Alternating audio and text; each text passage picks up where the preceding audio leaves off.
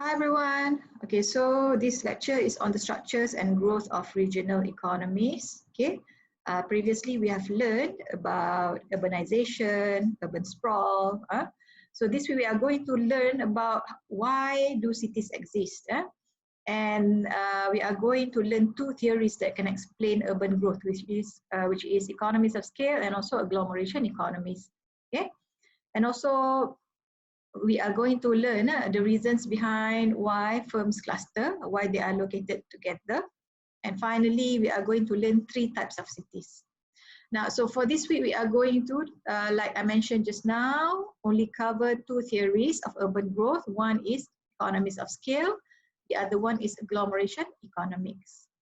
Now, just for the way of introduction to show you why cities exist. Say a region only produces and consumes two products, breads and shirts from two raw materials, wheat and wool. Assume the following assumptions for the region. So there are three assumptions. Okay. First assumption is there is equal productivity, whereby all land is equally productive in producing wheat and wool, and all workers are equally productive in producing breads and shirts. So the productivity level is equal for both land and also for the workers.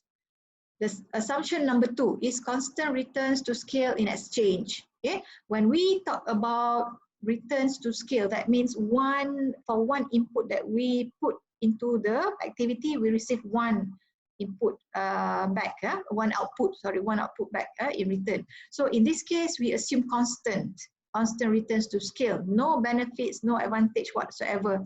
Okay, so the unit cost of exchange, okay, the cost of executing one transaction is constant regardless of how much is exchanged. Tiada advantage, there's no benefit or advantage there in exchange. Okay, and the third assumption is constant returns to scale in production. Again, okay, there is no benefit in terms of production.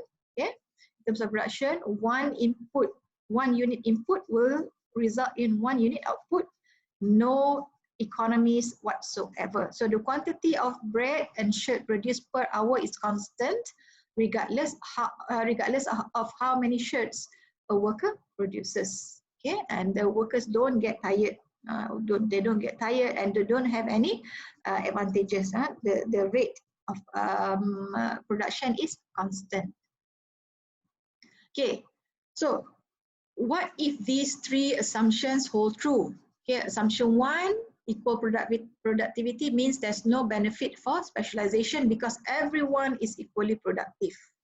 For assumption two, constant returns to scale in exchange means there is no benefit for exchange and even will incur opportunity cost equal to the product that could be produced in the transaction time. Okay, that means that because there's exchange confers no additional benefit, and when you exchange, you have to stop production, which incurs opportunity cost there. Okay, so that means there's no incentive for exchange because that the benefit is itu. Then thirdly, assumption number three, if it holds true, constant returns to scale in production, that means that there is no benefit from producing in factories because an individual is as efficient as a factory. Sebab dia ada, because when one worker can produce the same regardless of time. Okay, they don't get tired, they don't get any benefits. So there's no benefit from producing in factories. Okay, so if these three assumptions hold true, everyone is self-sufficient. Everyone produces what they need only. Everyone don't produce anything extra for exchange. Maknanya self-sufficient. Therefore, population has no incentive to congregate at one location because everybody can produce for their own consumption and everybody has no incentive for exchange. There is therefore no need for people to come together at one place, okay, to congregate at one location. And finally, the end result is there is no city if the three assumptions hold true. However, in real life, there's such a thing called economies of scale, EOS. So what is it? It's a proportionate saving in cost gained by an increased level of production. Okay, as we can see from this particular diagram, okay, the x-axis is quantity, the y-axis is average cost. So EOS is when you move to produce more quantity, okay, you will experience a reduction in the average cost. So this is known as economies of scale. Okay, it starts high because at the beginning you need capital costs. Okay, for instance, plants and machineries for production. So the startup is high, it's quite high.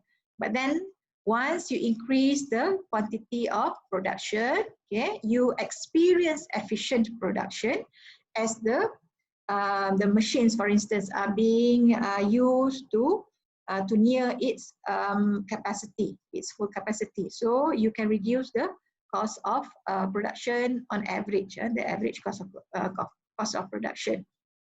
Due to this, the market also experiences growth during the economies of scale period.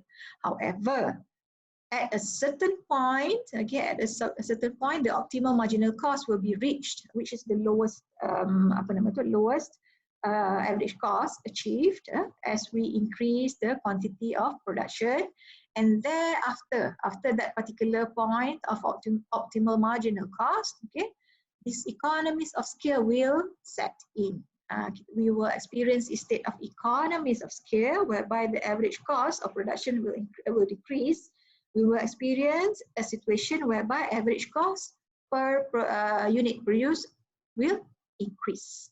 So that's when we experience these economies of scale, and that is the point when the economy experiences or the industry experiences management and market inefficiencies. Okay, so if the definition of economies of scale is when the average cost of production decreases as output increases, this economies of scale is when the average cost of production increases as output increases. There are two reasons contributing to EOS, economies of scale. The first one is indivisible inputs, and the second one is factor specialization. So what is indivisible inputs? Some capital inputs are lumpy, it cannot be divided. Okay, that's why we call it indivisible. Okay, some capital inputs are lumpy, cannot be adjusted according to the size of productions. For instance, a big oven, a large oven in a bread factory can produce maybe 200 loaves of bread at one time. Okay, so we consider the oven just now as lumpy. If you want to produce 1 unit of bread or 200 units of bread, you have to use one oven just now. Okay, so that therefore cannot be adjusted according to the size of the production. That's why when you start to produce 1 loaf of bread, okay, the average cost is high, but once you produce 10, 20, 50, 100 and up to 200 loaves of bread, you will experience a decreasing average cost per unit production because you are nearing the full capacity of the oven. Okay, as a result, as output increases, the average cost decreases because the cost of indivisible input is spread, because it's spread over more output. Factor specialization, when labor or machinery can be dedicated to specialize in tasks. This leads to higher productivity due to continuity and proficiency. As a result, factor specialization can lead to a lower cost per unit for the product. For instance, okay, in bread making. Okay, in bread making, instead of one person, okay, in charge of measuring the flour, measuring the water, the eggs, and then activating the yeast and mixing together, and then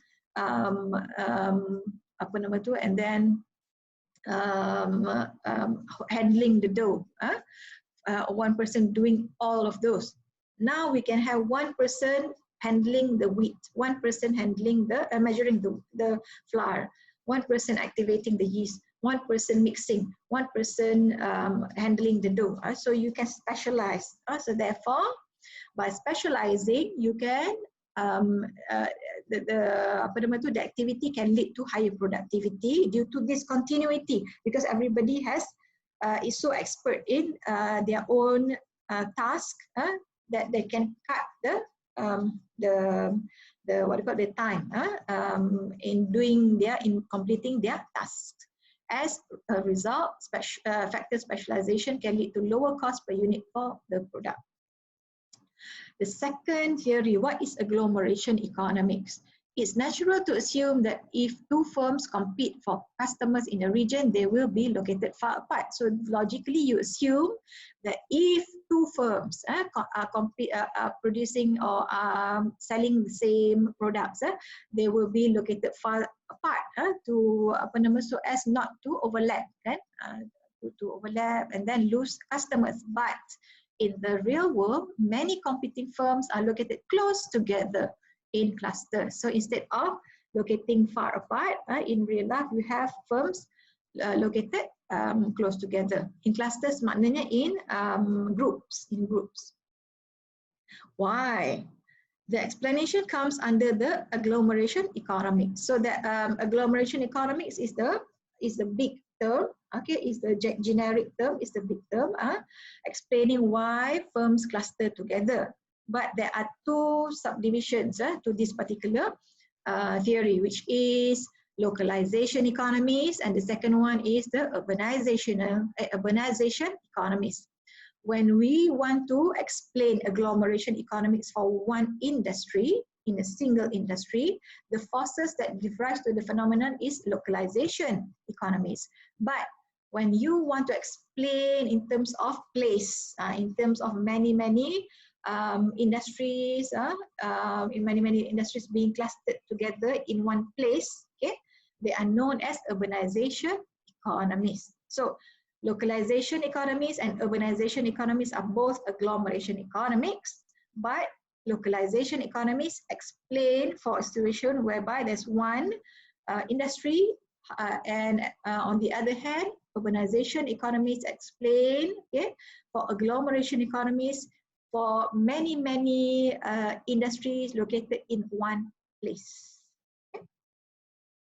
So you can see there the diagram, if the firms are diffused as opposed to if the firms are organized close together. You can see there advantage in terms of the firms being more organized, the linkages being more direct, okay, to one another. Okay, and you can see there, okay, if there are clusters of firms, okay, these clusters on the right hand side, the manufacturing cluster, these clusters will be linked by corridors, very organized and very efficient corridors. So why do firms cluster? There are three explanations. One, sharing. Two, matching.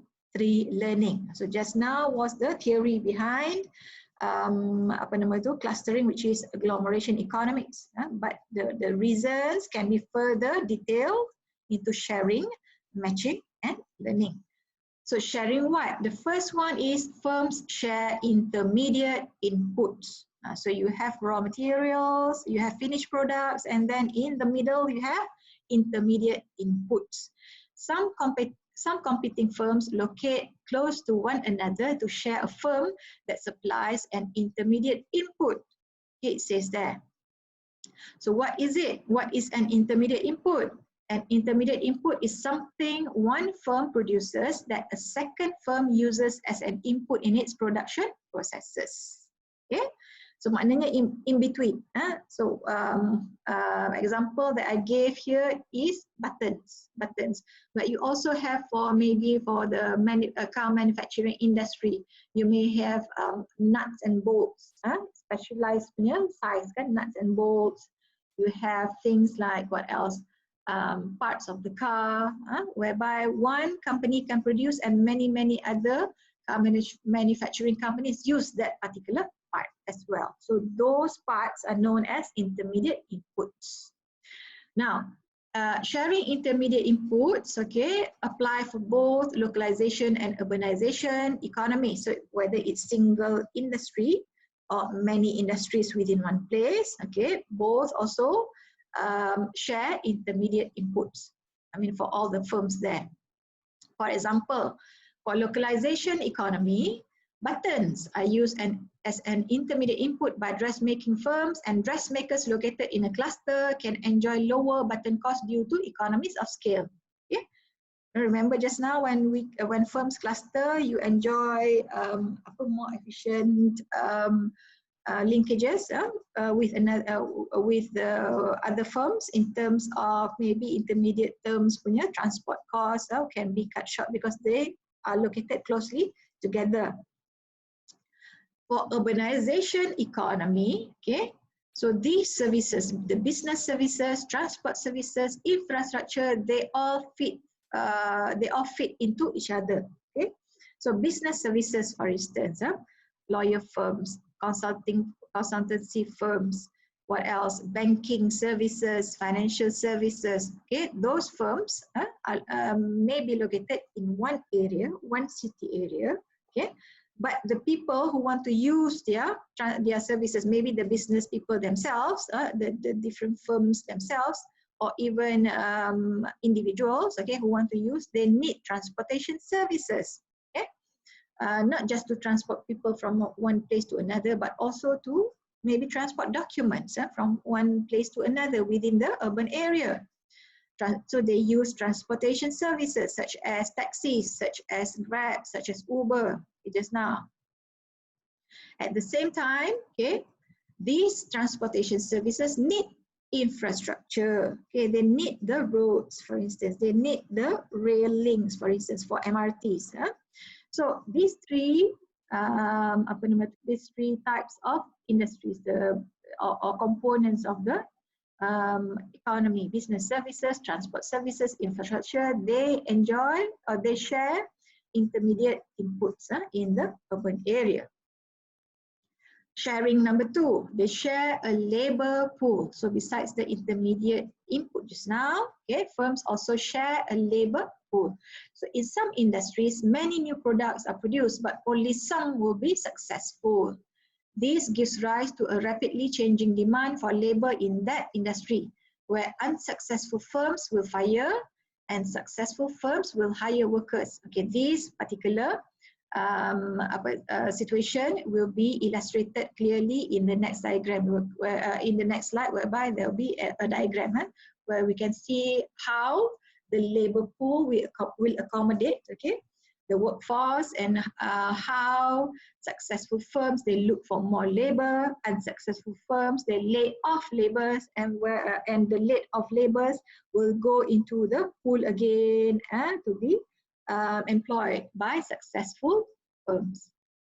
However, there are two conditions for the labor pool sharing to work. The first one is the total demand for labor is constant, and so is the equilibrium wage. Okay, total demand labor is constant. If one firm goes bust, there will be demand from other firms that will pick up the labor demand. So the total demand for labor is constant. Equilibrium wage is also constant. We don't, this assumption of sharing a labor pool, okay, needs for equilibrium wage to be reached. Supply demand is constant at all times, so the wage does not fluctuate too rapidly and too often. Equilibrium wage is always reached.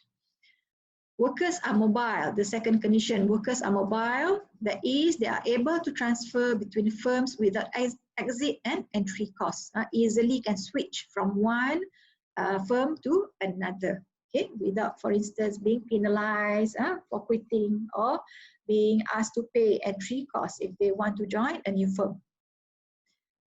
So sharing a labor pool can occur within an industry and across different industries. For localized economy, it's important for the boom bust to occur at firm and not at the industry level, because if the boom and the bust activities occur at industry level, that will affect the total demand for labor, 1. 2, it will affect the equilibrium wage level. 2. So we assume that it is needed for the boom bust to occur at a micro scale instead of a macro scale. Okay, at a firm level instead of at the industry level. Matching. So in the real world, workers and firms are not always matched perfectly, and mismatches require costly worker training. Okay, so there are gaps, skill gaps that can occur in the real world because maybe the workers only join the industry, but at the same time, the firms have been in the industry for years and years and years, so they have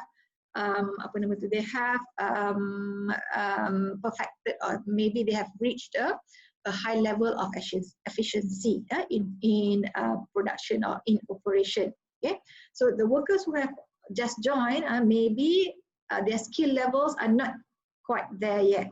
So there's a skill gap between the existing labor and also at the level which the firms are operating. So this gap is known as the skill gap, and it's a this skill gap constitutes mismatch.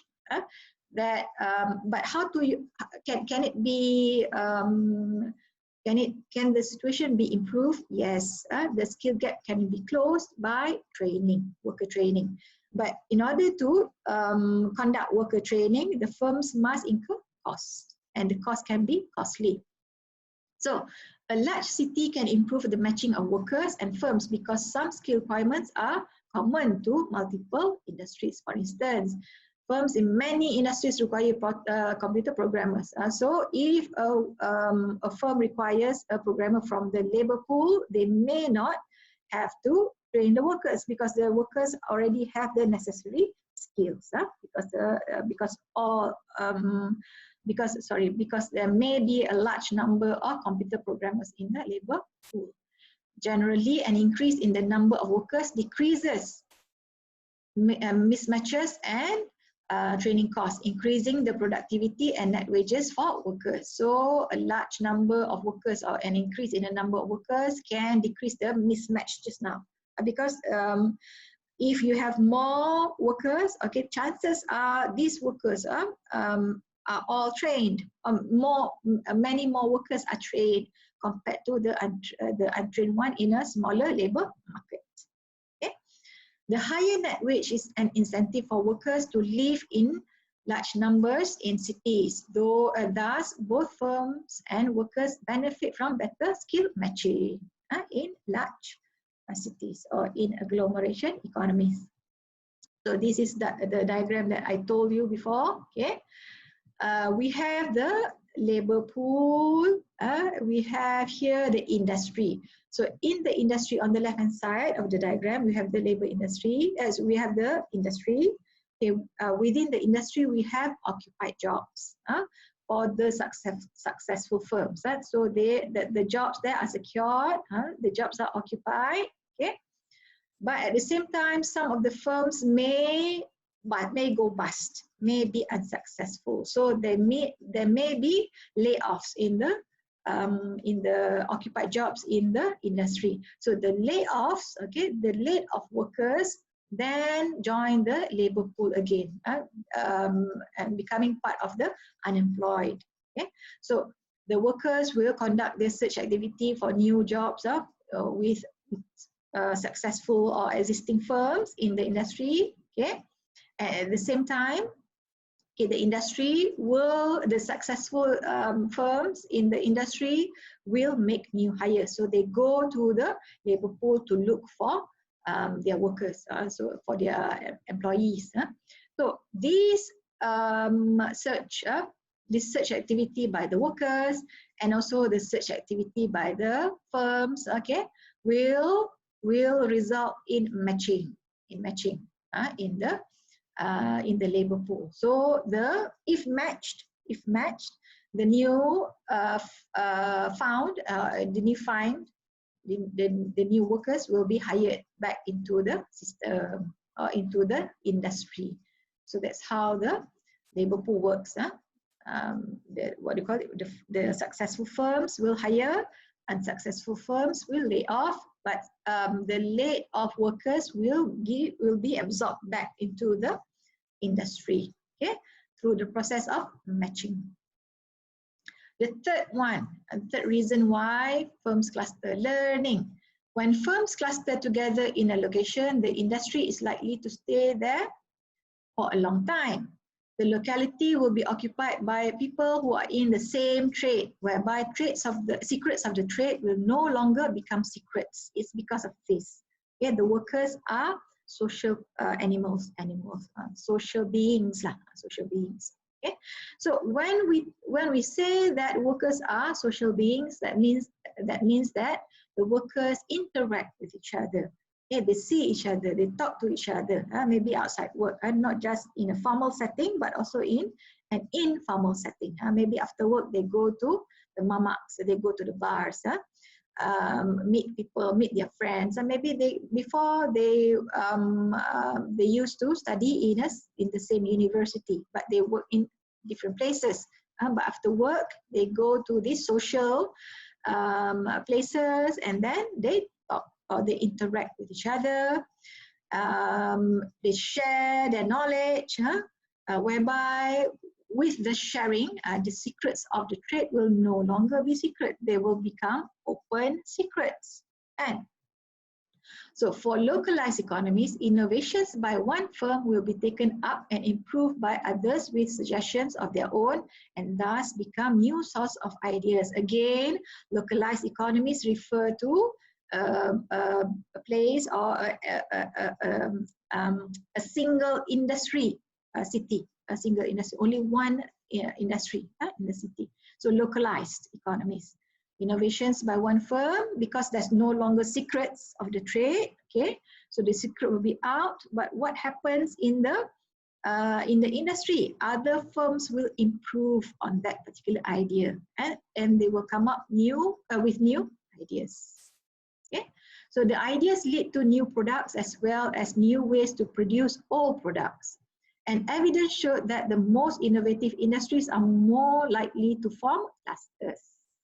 Examples, okay, the IT/ICT industry, okay, for instance, innovative, the situations that we are so familiar now, the Silicon Valley. A Silicon Valley model has been copied elsewhere in the world. We have our own Silicon Valley in Malaysia, which is Cyberjaya. Actually, the multimedia super corridor, kan? Whereby it shows that the most innovative industries are more likely to form clusters. For localized economies, knowledge spillovers are highly localized and peter out over a distance of a few miles.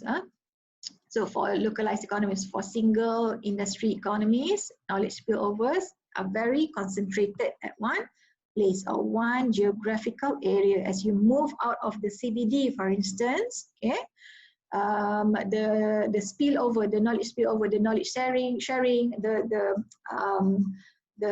opening of the secrets will no longer take place as you move out from the CBD, because there's no place of interaction, or there will be less places of interactions as you move out of the CBD, of the city area.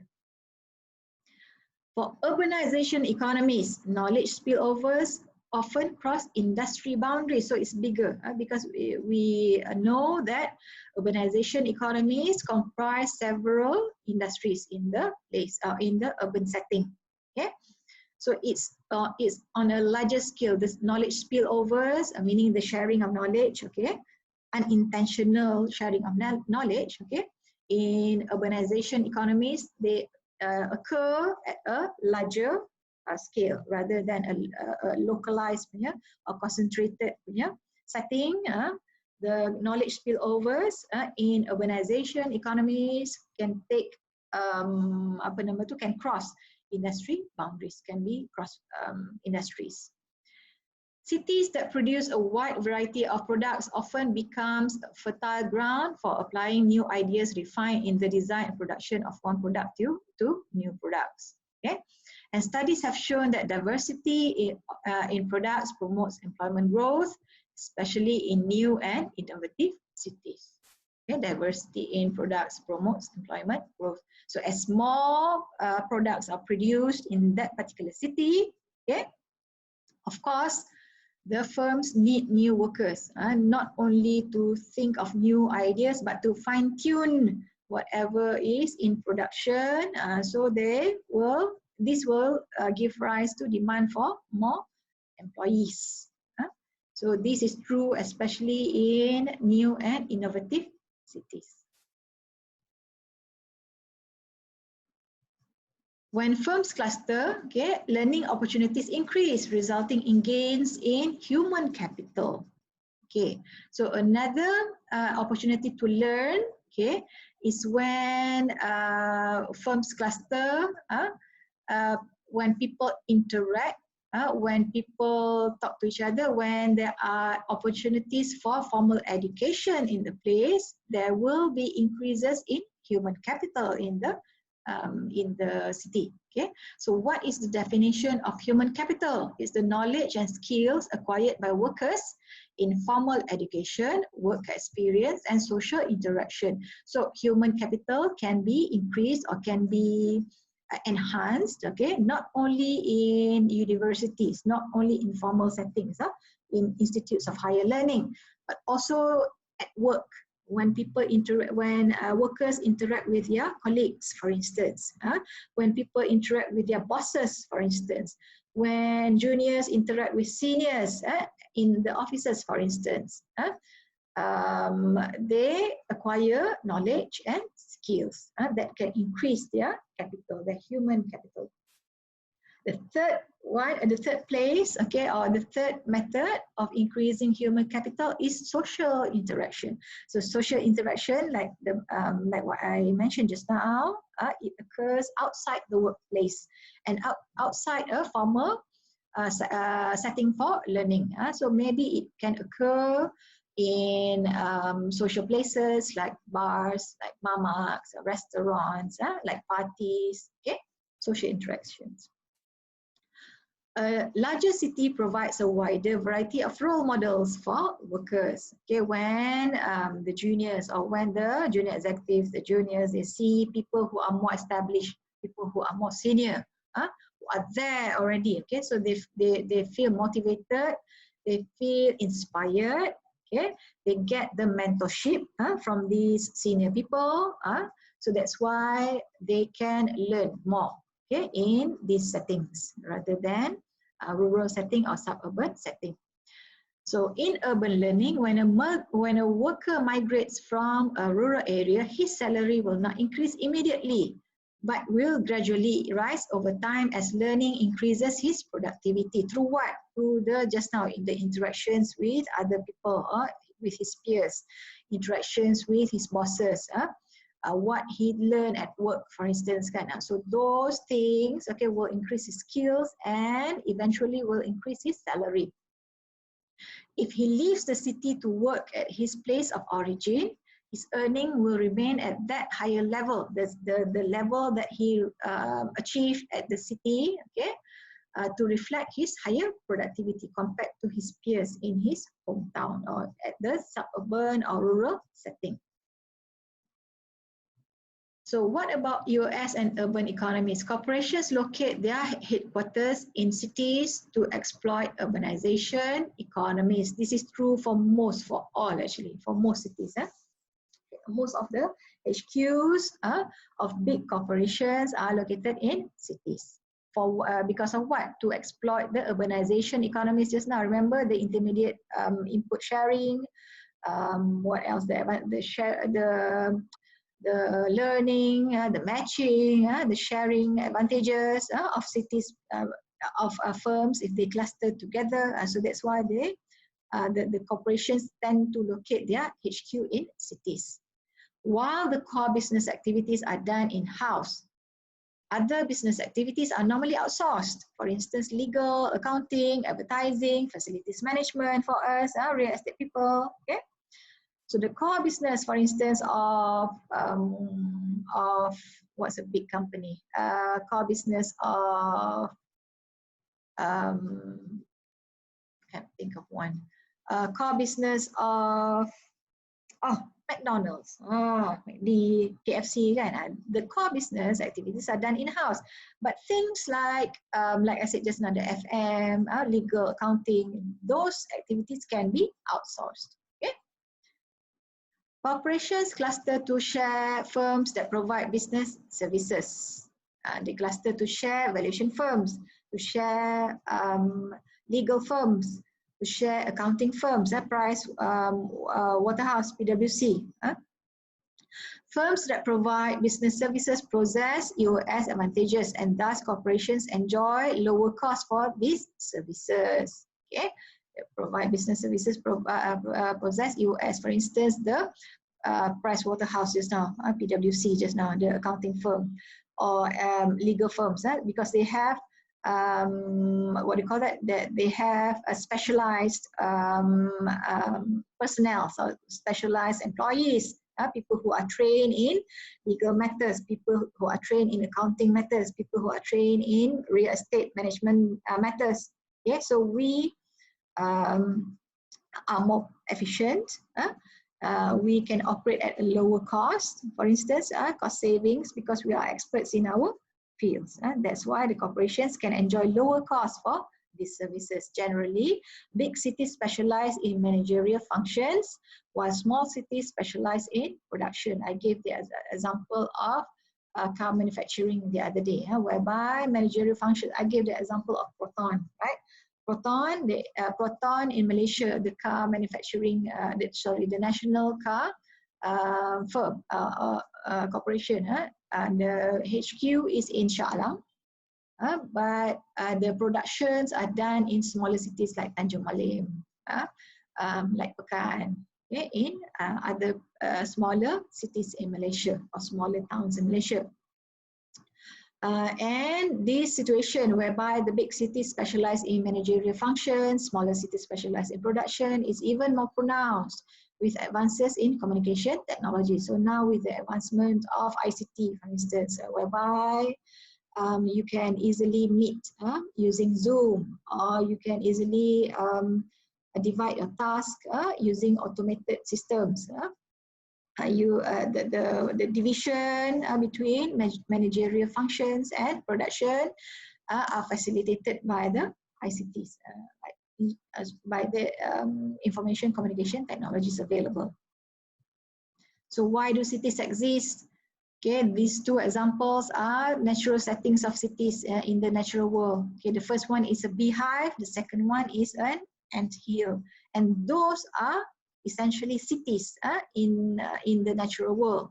The beehive, for instance, a beehive, it involves a small area with a large number of bee population, and the bee population can be divided into specialized bees. You have the worker bees, you have the soldier bees, you have the queen bee, and then you have whatever else. Same with the ants and the ants at the photo below. Cities exist due to human technology. So the technology has created systems of production and exchange that seem to defy nature. The systems of production and exchange that are highly efficient, highly that enables the second one, which is centralized exchange and production, specialization. There are social and economic benefits for people and firms to locate near each other in an urban area. The first one, systems of production and exchange, can be represented by EOS, economies of scale. The second one, social and economic benefits for people and firms to locate, can be represented by the second one, which is the agglomeration economies. So why do cities exist? So there are three conditions for a city to develop. There must be agricultural surplus. People outside cities must produce enough food to feed themselves and also city dwellers. So there is a division of labor there. Okay? The people inside the city areas, okay, they produce or they focus on manufacturing and services, whereby the people living outside cities and the rural areas, the suburban areas, rural areas, they focus on food production, whereby they must produce enough food, not only for themselves but also to produce to feed city dwellers. The second one, urban production. City dwellers must produce something to exchange for the food grown by rural workers. And the third one, there must be a system of transportation to transport the food from the rural areas and also to transport the finished goods in the city areas. So these two areas need to be connected. The food and also the manufactured goods must be transported, must be able to be transported for the exchange to occur. There must be an efficient transportation system to exchange the urban and rural products and services. So we come to the final part of this lecture, which is the types of cities. So the first type of city is trading cities. Trading cities develop when two conditions occur. One, there is comparative advantage and trade. Mesti ada comparative advantage and trade, whereby a city must be more superior than another for them to, in terms of location, in terms of what else? In terms of population number. Okay, so a region has a comparative advantage in producing a particular product if it has a lower opportunity cost. The comparative advantage will give rise to specialization and also trade. Okay, comparative advantage means the average cost of production are lower than apa nama tu? Sorry, not the average cost, but lower opportunity cost, meaning that comparative, meaning that the cost of production, the opportunity cost of production must not be too high that it prevents production from happening. Opportunity cost is the next best alternative foregone. So if the cost of production is higher than the next alternative, for instance, the trade, so nobody will produce because they will prefer the other, because the cost of production is the opportunity cost of production. When you focus your energy to production, you cannot do something else. So the next best alternative foregone, the opportunity cost must not be too high to prevent the activity from happening. Itu maksud dia. Sekiranya terlalu tinggi, then tiadalah the comparative advantages now. Terlalu tinggi the opportunity cost. Okay, so the opportunity cost of production must be low enough to promote specialization and trade. Specialization will affect in increased productivity, and trade will also be promoted if transaction cost is lower than the threshold transaction time. Sekiranya masa untuk transaction, time taken for the transaction takes too long, then that it increases the transaction cost. Cost again, not just monetary cost, but also in terms of time, kan? So sekiranya transaction cost tu terlalu tinggi, then there will be no trade. No trade, because trade is not attractive. Okay, so there must be a certain maximum threshold of transaction time that the population will be willing to accept. Sekiranya the transaction time is too high, then they will say it's not worth it, I will produce myself rather than exchange with the rural area or with another city. The second factor is economies of scale in exchange. The presence of specialization and trade is not enough to spur city development. Economies of scale in exchange must be present dalam proses transaksi tu. Between one city to another, there must be economies of scale di situ dalam proses exchange. Trade will be promoted where trading firms have lower transaction cost due to indivisible input. Sekiranya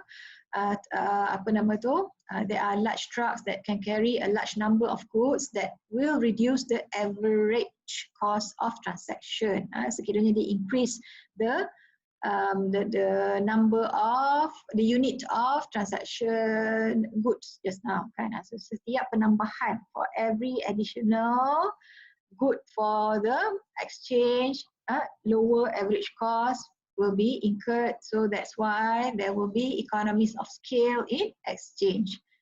If the transaction cost or the average transaction cost is too high, then trade will not be promoted di situ. So tak ada trade, tak gunalah ada economies of scale dari segi production because exchange tidak berjalan, kan? Workers who specialize in transportation tasks will be more efficient in transporting goods compared to production workers. So it's all about specialization. So if the worker specialize in transportation, he will be good in the transportation. He will be more efficient in transportation. Compared in terms of his skills there compared to with the production workers. Trade will be promoted where households can exchange goods without intermediaries. If households can exchange goods directly, there's no need to have trading firms. Okay, so perlu adanya perlu adanya intermediaries di situ. Sekiranya boleh households, sekiranya isi rumah boleh trade sama-sama mereka sendiri sama sendiri. Then tiada lah trading firms, so there's no need for specialization in transaction, kan. So kalau tak ada specialization, cost tinggi. So cost tinggi tak berkembang lah that particular city. So that's why the trading firms they need to reduce the average cost. So how do they do that? How do trading firms minimize their trading cost? Is here. The transaction cost is by locating at places that can efficiently fully collect and distribute large volumes of output. Dengan cara letakkan dia punya gudang, dia punya warehouse tadi tu, put their warehouses, their offices at junctions, crossroads, ports, supaya senang berlaku proses exchange tu. One city put factory, a ship, a container ship from one city can easily go to the port and upload their containers in the warehouse, and the trading firms use their warehouse as a storage and then disseminate to households, kan. So dia akan menjadi efficient di situ because of the fact that their warehouse can collect large volumes of outputs daripada outside. Conclusion. So trading cities have a long history. So it is one of the it is the oldest form of cities, trading cities, dating from 3000 BC. 3000 BC, long time ago. Most of the workers, so 3000 BC plus 2000 AD, so that's 5000 years ago. Yeah, most of the workers in these trading cities didn't produce goods. They nama pun trading cities. They didn't produce goods, but they collected, they distributed goods produced elsewhere. For instance, agricultural products from rural areas.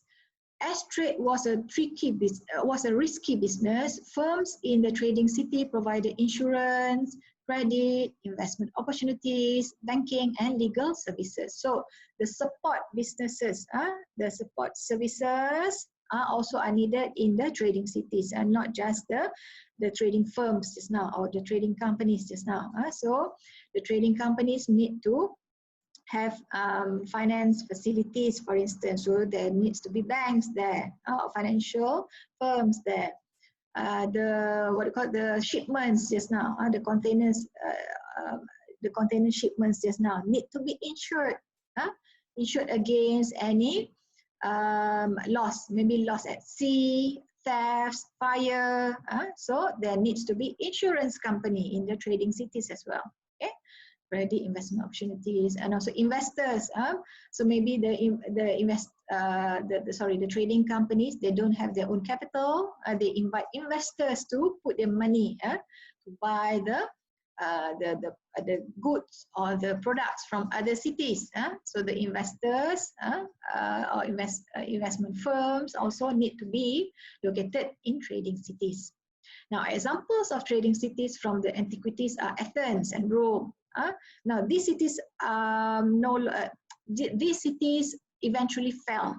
They prospered at one point. They prospered, they become big, they became so famous, okay, for their trading, but up to a certain level only, because once the government, or once the kings or the what you call the government of that day, during that time, they believe in shortcuts. They believe in, rather than waiting for doing the trade normal way, voluntarily asking for for products, for firms from other cities to come there, and they trade. They do trading in the cities.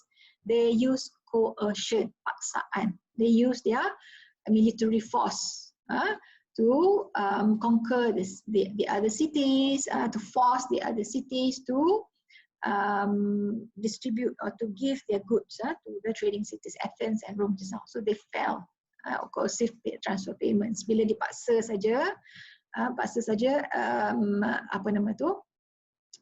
the cities did not last long because of the fact that once they use force, okay, the cities have more enemies than they were using the normal market forces. So more recent examples of trading cities are the cities that thrived during the Industrial Revolution of the 1800s, including Liverpool, Manchester, Newcastle in the UK.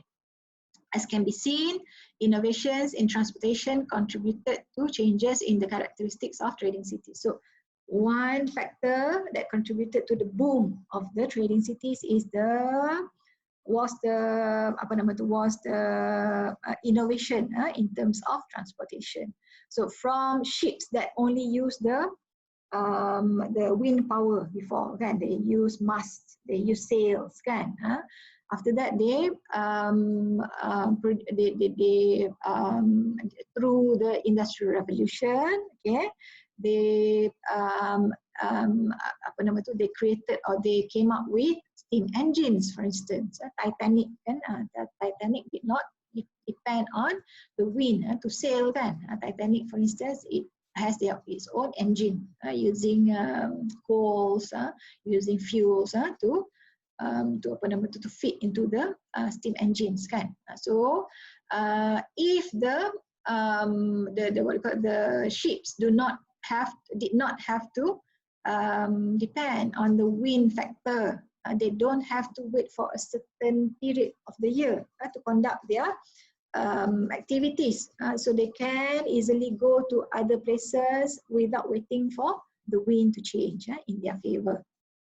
And that's why the cities, the trading cities before they became, the rate of growth of the trading cities during the Industrial Revolution was so rapid, so high, kan. Cities like London, Liverpool, Manchester, Newcastle in the UK, they enjoyed the results of the innovations in transportation, new transportation modes. The second type is factory cities. Factory cities develop when there are economies of scale in production. So trading cities just now must have trading economies, kan? But for factory cities, there must be economies of scale in production. So how? This can be done by using indivisible inputs to commit to production and allowing workers to specialize in narrowly defined tasks. Specialization, again, specialization. So this will lead to higher output per worker and lower cost per unit.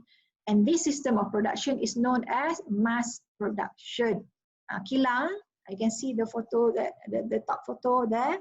When people sit in their own workstations, they focus on only one task, and there will be a production line. When they finish with their task, the output of their task will be passed on to the next person who will specialize in the next task. Okay, so it will go on and on until they reach the end of the production line or the assembly line. So this process, this system of production is known as mass production. So mass production is used in so many goods nowadays. The concept of mass production. Do you know that houses can be mass produced? We don't have that in Malaysia, but countries like Japan, even Thailand, they have mass produced housing, a factory made housing, which is remarkable, isn't it? Okay, they produce parts like Lego parts of houses. Okay, parts according to the specifications. Specifications required by their clients. They produce the parts in the factories. They bring the parts on site and they assemble the parts on site. Dry construction. Very efficient. Is it costly? No, because of this, the specialization. So they have enough enough demand to ensure that cost can be reduced. The average cost, we're talking about average cost, not the total cost. Total cost will always increase, but the average cost can be reduced if there's economies of scale. The prices of goods produced in factories must be lower than the cost of producing similar goods by households. Then only can factory cities thrive. The higher the distance from the factory, the higher the price of goods to reflect transport costs. At a certain distance from the factory, the cost of production plus transport will equal households' cost of production, and beyond that particular point, beyond that particular cost of production of the household will produce their own goods. So you have these examples whereby in rural areas, instead of buying certain things, they produce their own things. Like, what example? Furniture, for instance. So for them, the cost of the product itself, the furniture plus the transport, which is too expensive for them, so they might as well produce their own furniture. On the other hand, the shorter the distance from the factory, the higher the land price for the workers. So there's another paradox. There's another side of the situation whereby, okay, you can reduce transport costs for the consumers, but at the same time, you will increase the accommodation price for the workers. So what happens then? Higher density, higher population density, okay, for the workers. Okay, so besides the land rent theory, this also can explain why housing in the city center tend to be dense, more dense than suburban areas or rural areas. So conclusion for factory cities, firms will enter the market until economic profit is zero. This explains the development of factory cities in an entire region. Maknanya selagi mana, as long as there is profit in that particular industry or in the industries, there will be more and more firms coming in to enjoy or to get a piece of the profit. Until there's no more profit, that's when there's no more new firms who will enter the market. Factory cities promulgated during the Industrial Revolution of the 19th century with innovations in manufacturing and transportation. So the innovations in manufacturing and also transportation gave rise, or they promoted the growth of factory cities in the 19th century. So what are some of the examples of the innovations? Eli Whitney system of interchangeable parts for manufacturing, steamship and the railroad system, John Deere and McCormick's agricultural innovations and energy technology. Now McCormick is until now, McCormick is very famous for tractors, for farm machinery such as tractors, such as what else? I don't know, bulldozers, whatever they use. Harvesters, on the farms, harvesters.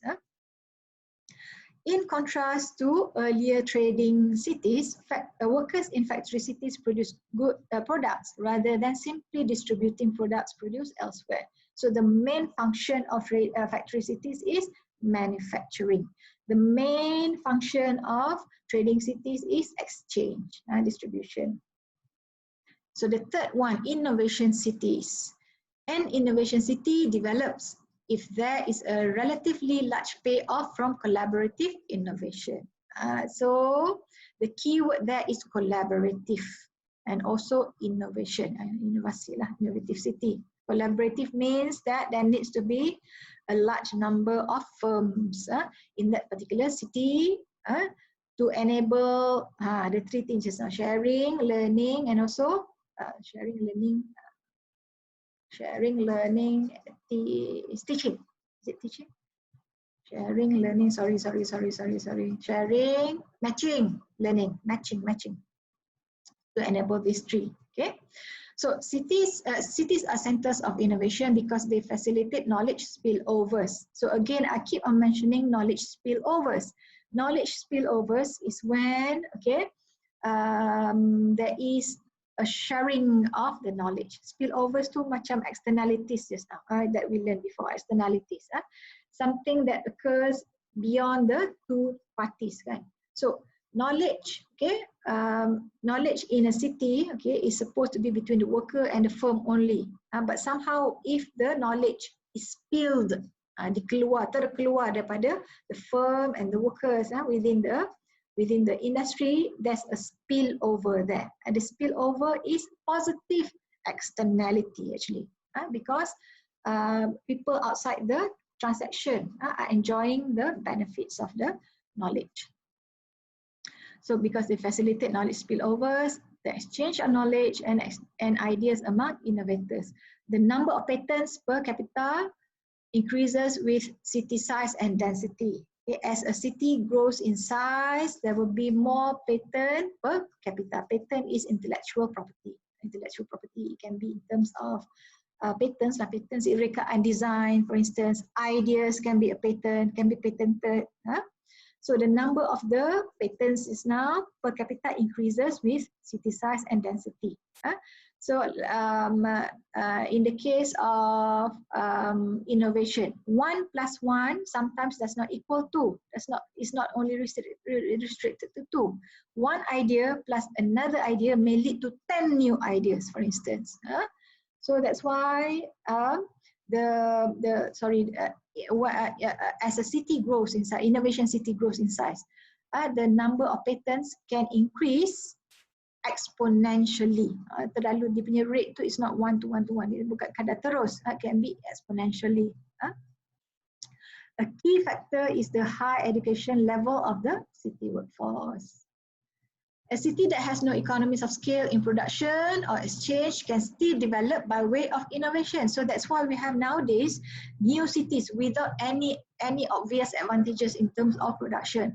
Any cities that don't have any obvious advantages in terms of exchange, located in the inroads, inland, tak ada access, for instance, kan, no good transportation system, but still can thrive because they have innovation. They are centers of innovation, whereby the ideas can be generated and can be sold to property to people outside the region. So now the ideas have become the commodity.